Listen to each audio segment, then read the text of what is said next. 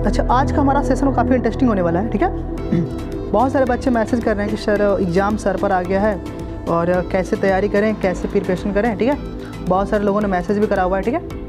तो बहुत लोगों की क्वेरी आई थी कि सर हमें स्कोर करना है 90%, कैसे हम करें सर, अब एग्ज़ाम बहुत नज़दीक आ गया है, कैसे हम सर उसमें अच्छे नंबर लाएँ, ठीक है। उसमें एक मेरी बहन थी जो बहुत दूर है, जिसका नाम है पम्मी, उसने भी करा हुआ है, क्वेरी करा हुआ है, ठीक है, कि उसने करा हुआ कि हम कैसे स्कोर करें, हमारा नज़दीक आ गया है बोर्ड, ठीक है, और हम कैसे बातें करें, कैसे मेहनत करें, ठीक है। तो उस चीज़ के लिए मैंने सोचा चलो ठीक है, मैं यहाँ से कुछ कर नहीं सकता, लेकिन तुम्हारे लिए कुछ बातें समझा सकता हूँ। समझ में आ गई तो भी ठीक है, नहीं आई तो, क्योंकि हम तो कुछ कर सकते नहीं, हम तो समझा सकते हैं, हम तो रास्ता दिखा सकते हैं, ठीक है। ठीक, तो हमने बात कर लेनी है कि कैसे लास्ट टाइमिंग में कैसे हम मेहनत करते हैं, कैसे हार्ड वर्क करते हैं, ठीक है, और उसको कैसे चीज़ें करते हैं, ठीक। अंदर आ जाओ सर। तो मेरा बहुत लेंदी सेशन नहीं होने वाला है, मैं सिर्फ आपको टिप्स, कोई ऐसा नहीं है कि मैं जादू दे दूंगा जो आप कर लोगे, ठीक है। लास्ट मोमेंट में ऐसा कुछ नहीं होता है, बस ये एक चीज़ ज़रूर होती है कि आप साल भर क्या पढ़ा क्या नहीं पढ़ा डजेंट मैटर, आप एग्ज़ाम के टाइमिंग में उससे 1 महीना पहले क्या पढ़ा दैट्स मैटर करता है, राइट ना। तो एग्ज़ाम से पहले हमने क्या पढ़ा क्या नहीं पढ़ा कोई फ़र्क नहीं पड़ता है, कितना पढ़ा कितना पढ़ा, लेकिन एग्ज़ाम के 1 महीना पहले हम कितना क्या पढ़ा, कैसे हार्ड वर्क करा, कैसे सर्वाइव कर रहा, वो इम्पोर्टेंट करता है। तो मुझे लगता है कि अभी बहुत सारे के टर्म में तो काफ़ी समय है, अगर सीबीएसई बोर्ड की बात करूँ तो टर्म नज़दीक आ गया, टाइमिंग कम है, पर अगर मैं यूपी बोर्ड बिहार बोर्ड की बात करूँ तो उन लोगों के पास सेशन है बहुत सारे, ठीक है। पर ये सबके लिए है, सब लोग बात को समझेंगे। अगर प्लानिंग, देखिए एग्ज़ाम में एक ऐसा सिस्टम है कि ये एक प्लानिंग की चीज़ है। अगर आपकी प्लानिंग बहुत सटीक नहीं है, अगर राजनीति इसके प्रति बहुत अच्छी नहीं है, सर आप गेम में पीछे हो। सर ये ऐसा युद्ध है, ये ऐसी जंग है, इस जंग में सर बिना प्लानिंग, विदाउट प्लानिंग आप सर्वाइव नहीं कर सकते, बात मेरी मानो। ये एग्ज़ाम का दौर ऐसा दौर है कि विदाउट प्लानिंग सर आप इसमें सर्वाइव नहीं कर सकते हो। तो मतलब सर आपको प्लानिंग करनी पड़ेगी, क्या करनी पड़ेगी, प्लानिंग। अब सर प्लानिंग कैसे करोगे, बहुत सारे बच्चे जो होते हैं प्लानिंग सर साल भर से करते आते हैं कि हमको बोर्ड में अचीव करना है क्या 95%। बहुत सारे स्टूडेंट हैं जो उनको लगता है कि नहीं सर हम 99% लाएंगे। बहुत सारे बच्चे अपना टारगेट गोल फिक्स कर लेते हैं साल भर पहले कि मुझे अपने सीबीएसई बोर्ड में, अपने क्लास 12 में, क्लास 10 में इतना क्या करना है, स्कोर करना है। तो प्लानिंग बहुत अच्छा करता है। अब सर बहुत सारे लोगों की क्वेरी आ रही है कि सर प्लानिंग तो हमने करा सर, हमारे बहुत लॉन्ग टाइम का पीरियड था, प्लानिंग था, पर अगर शॉर्ट टाइमिंग में प्लानिंग मुझे करनी है तो कैसे करें, क्या हमारे टाइम टेबल होने चाहिए। टाइम टेबल पे बात नहीं करने वाला हूँ, टाइम टेबल भाई आपको जितने समय मिलते हैं, जितने आवर्स मिलते हैं उतने पढ़ो, दबा कर पढ़ो, ठीक है। पर मैं थोड़ा सा गाइडलाइन करना चाहूँगा कि बहुत सारे लोग क्वेरी कर रहे हैं कि नहीं सर कैसे बातें होनी चाहिए, कैसे नहीं। देखो पहला सिंपल बात समझ लो, ठीक है। देखो मैं आपको सिंपल समझाने की कोशिश करूँगा कि सर देखो पहला बात क्या है सर, देखो गुरु कोई आपकी मंजिल नहीं है, गुरु आपकी कोई मंजिल नहीं है, गुरु एक पाथ है, और हम सिर्फ इतना ही कर सकते हैं, आपको आपके मंजिल तक पहुंचने के लिए एक सुंदर सा रास्ता दिखा सकते हैं, एक आपको अच्छी बातें बता सकते हैं कि आप इस रास्ते पर चलोगे तो अपने मंजिल तक पहुंच जाओगे। हम गुरु सिर्फ आपके मंजिल तक पहुंचने के लिए रास्ता आसान करते हैं, बात है बस, कोई मंजिल नहीं है। तो मैं सिर्फ अगर आपकी इच्छा अगर अनुसार है कि how to score 95% plus, sir इसके लिए कोई मंत्र नहीं है, इसके लिए कोई मंत्र नहीं है। अगर कोई बोलता है कि नहीं सर हाउ टू स्कोर 95% कोई जादुई तरीका दे दो जो हम कर लेंगे, सर कोई मंत्र नहीं है। लेकिन हम सर कुछ स्ट्रेटजी, कुछ प्लानिंग कर सकते हैं, कुछ स्ट्रेटजी कोई प्लानिंग कर सकते हैं। किसी भी जंग को जीतने के लिए उसके प्रति कुछ न होना चाहिए, जो क्या है प्लानिंग। सर जितने भी जंग जिसने जीती होगी किसी फील्ड में, यूपीएससी की फील्ड में, आईआईटी की फील्ड में, या जिसने टॉप रैंकर रहा होगा CBSE board, UP board, Bihar board, वो सब में सर कुछ न कुछ उसकी प्लानिंग होगी कि हमको अगर 95% स्कोर करना है अपने बोर्ड में और हमको पूरा डिस्ट्रिक्ट टॉपर, जिला टॉपर बनना है तो कैसे बनना है, उनके कुछ न कुछ प्लानिंग है, भले वो नहीं बताए, लेकिन मैं कुछ गाइडलाइन दूंगा, मैं कुछ आपको गाइडलाइन दूंगा, मैं कुछ बातें करूँगा। जैसे मान लेते हैं सपोज दैट आप सब कोई भी चैप्टर पढ़ते हैं, कोई भी टॉपिक पढ़ते हो, एनी रेस्पेक्टिव एनी फील्ड का, ठीक है, तो आप क्या करते हो सर, आप उस चैप्टर को पढ़ते हो, मैं क्लास ले रहा हूँ, मैं लेक्चर ले रहा हूँ, मैंने स्टार्ट करा मैग्नेटिक, मैंने स्टार्ट करा इलेक्ट्रोस्टैटिक, मैंने कोई भी फिजिक्स का चैप्टर स्टार्ट करा और मैंने बोला कि स्टूडेंट बहुत समझ में आ गया, मैंने पूरे अपने पोटेंशियल, मैंने पूरी अपनी एनर्जी लगा दिया उस चैप्टर को समझाने में, और सर आपने पूरा अपना पोटेंशियल, पूरी अपनी अपनी एनर्जी, पूरी अपनी अपनी ताकत लगा दिया समझने में, और मैंने सर समझाया और आप भी समझ गए। बैठना, मैं पूछूंगा क्या आप लोगों को समझ में आया, तो आप लोग का आंसर क्या है? हाँ सर समझ में आया।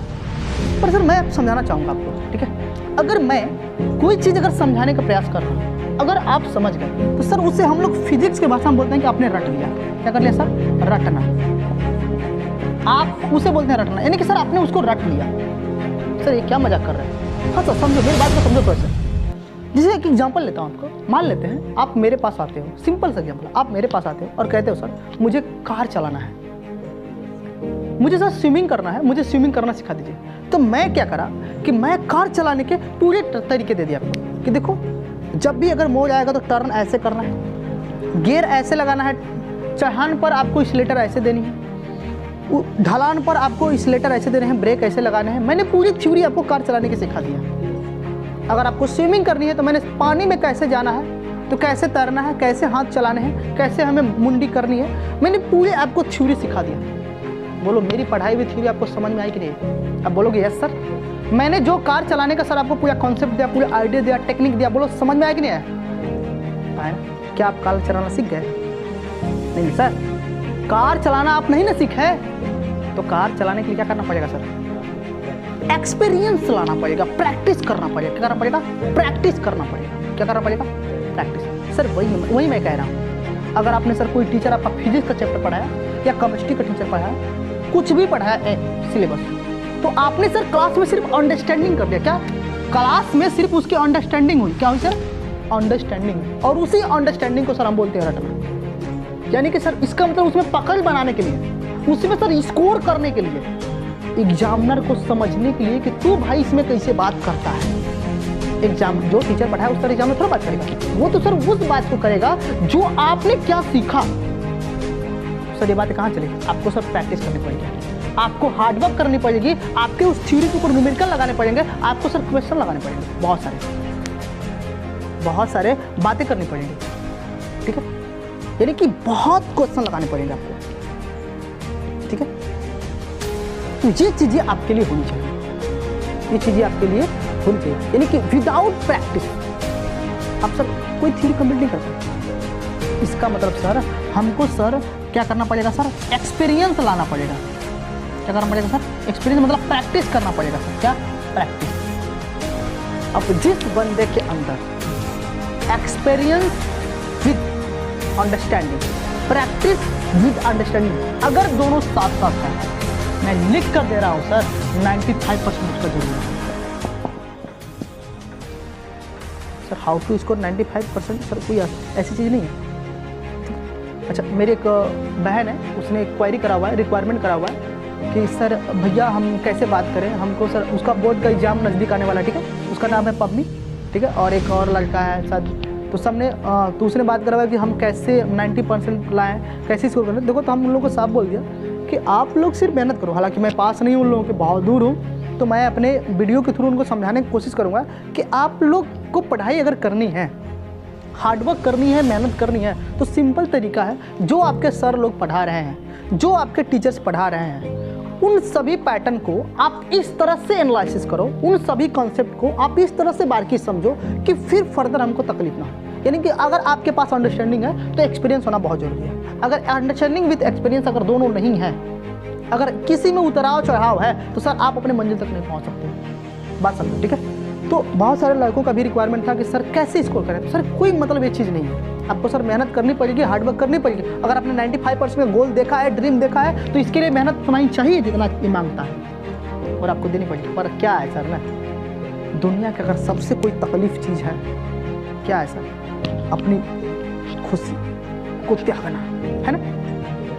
अगर 95% अगर लाना कोई चाहता है स्टूडेंट, तो सर उसके लाने के लिए सर हार्डवर्क करनी पड़ेगी, मेहनत करनी पड़ेगी। और हार्डवर्क सर ढूंढता है आपका कि आप जिंदगी में, अपने लाइफ में जिस चीज़ से खुश हो, आपके लाइफ का जो पर्सनल हैप्पीनेस है, उसको त्यागो, तब हम आएंगे। और सर कभी हो नहीं सकता आपसे। लेकिन एक बात मान लो, जिस स्टूडेंट ने अपना पर्सनल हैप्पीनेस को त्यागा, वो सर लेबर करना स्टार्ट कर देगा। अगर आपकी पर्सनल हैप्पीनेस नींद है, तो नींद को त्यागो। अगर आपका पर्सनल हैप्पीनेस मोबाइल चलाना है, पबजी फ्री फायर कुछ खेलना है, अपनी ज़िंदगी के लिए त्याग दो। और मुझे जहाँ तक लगता है कि कोई भी स्टूडेंट अपने कैरियर के लिए ये छोटी मोटी खुशियाँ जरूर त्याग सकता है। अब ऐसा कोई बहुत कम ही स्टूडेंट होगा जो इस अपने सपने के लिए और इस अपने ड्रीम के लिए, अपने गोल के लिए इन खुशियों को न त्यागे। सर जब तक से कम नींद, कम भूख, अच्छे से न सोना, अगर ये आपके दिमाग में चलता रहेगा तभी सर कुछ कर पाओगे, तभी लायक नहीं मेहनत है। और सर आपको पता है सर, मेहनत वो चीज़ है जो सर आपको तकलीफ देती है।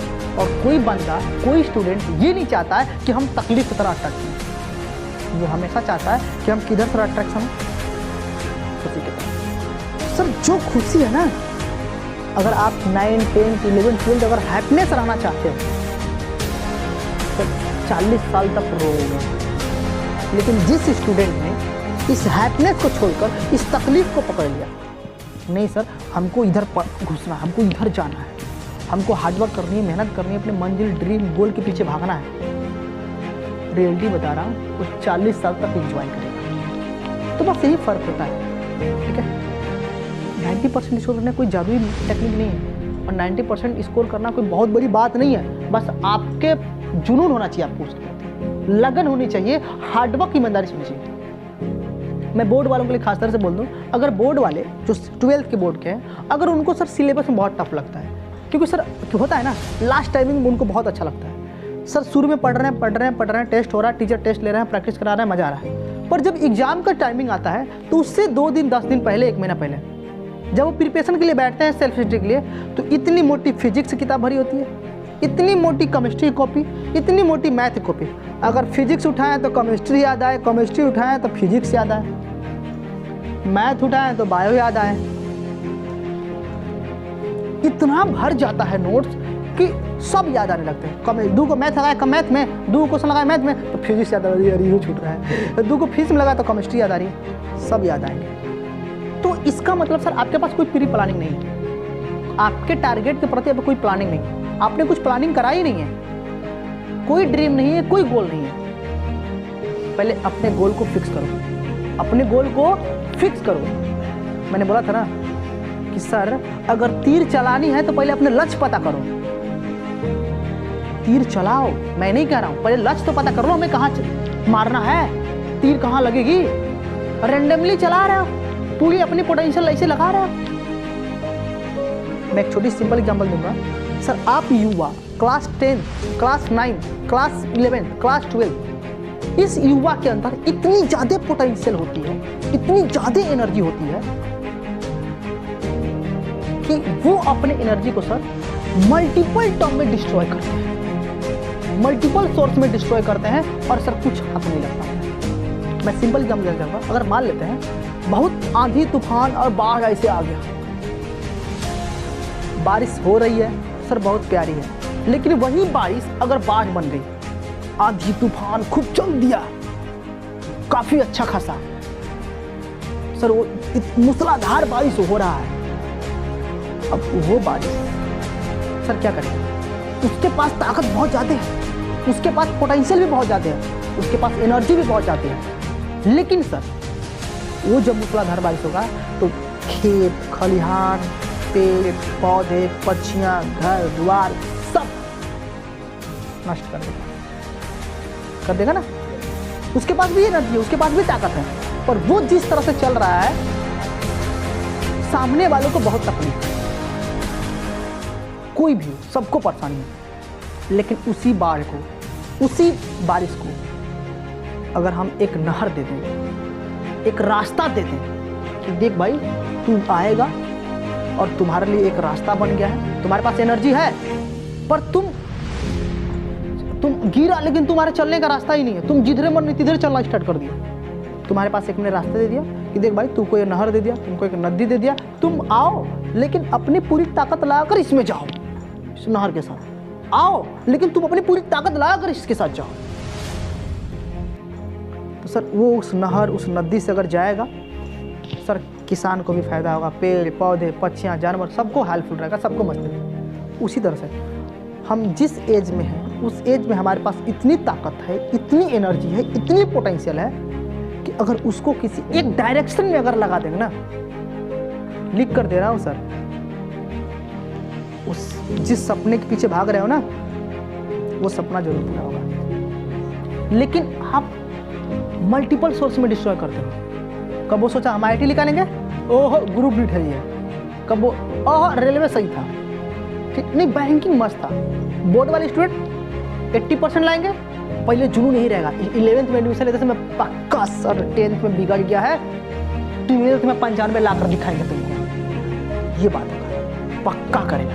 10th में इसका रिजल्ट खराब होगा, पक्का 12th में लेकर, पक्का 12th में 95% लेकर आएंगे।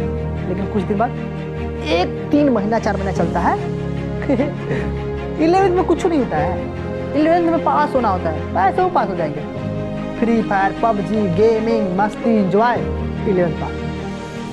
12th जाता है, भाई बोर्ड है, मजाक नहीं करना है भाई, बोर्ड है, बोर्ड है, मजाक नहीं।